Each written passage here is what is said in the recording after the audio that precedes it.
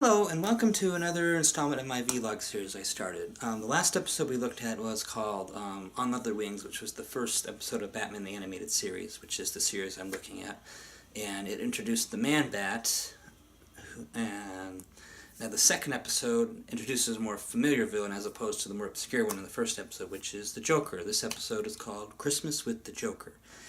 And the whole point of this episode is that the Joker kidnaps Commissioner Gordon, Detective Harvey Bullock, and Summer Gleason, who is a reporter. I mean, I don't know why they didn't go with Vicky Vale, as in the '89 Burton film, and I think in the comics, but she works, and so basically he kidnaps him, breaks out of Arkham Asylum, so Batman goes to hunt him down because the police commissioner is missing.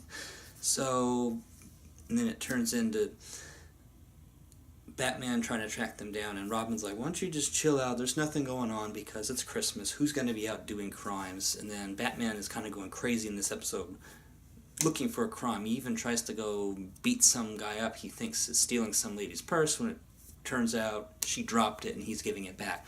So Batman's going and just really want to fund crime that night.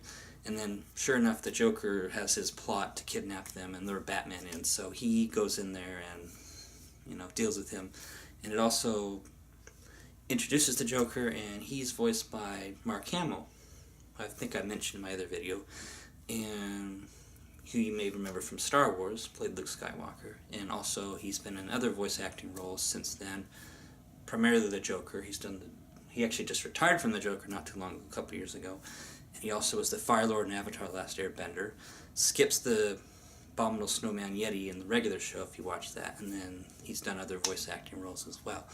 So he's in this, and then they introduce Robin, like I've said already, and he's a little bit older. They decided in this series to make him more college-aged instead of the little brat kid that we usually see because they thought it'd be more mature, and it is. I mean, he still has those dopey one-liners, but it's Robin, what are you going to do? So we do see him. I mean, and then later in the series, he turns into Nightwing, and then we do get the little brat kid.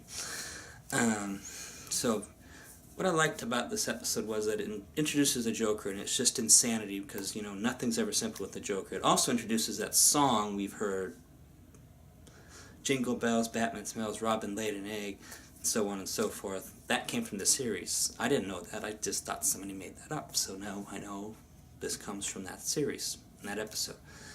And it also sets up the more regular villains. We remember seeing, like the Riddler and the Two-Face, and it starts that line of getting them in there, and then we do get some obscure ones later on as the series goes. So yeah, and in the end, day is saved, Joker's back in Arkham Asylum, and they're enjoying Christmas together, Batman and Robin.